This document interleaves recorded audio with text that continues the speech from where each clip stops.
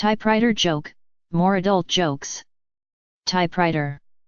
A husband and wife decided they needed to use a code to indicate that they wanted to have sex without letting their children in on it. They decided on the word typewriter.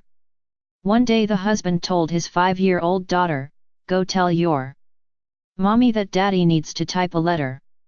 The child told her mom what her dad said, and her mother responded, "Tell your daddy that he can't type a letter right now because there's a red ribbon in the typewriter." The child went back to tell her father what mommy had said. A few days later the mom told the daughter, "Tell daddy that he can type that letter now." The child told her father, and then returned to her mother and announced, "Daddy said never mind with the typewriter. He already wrote the letter by hand." By damnation.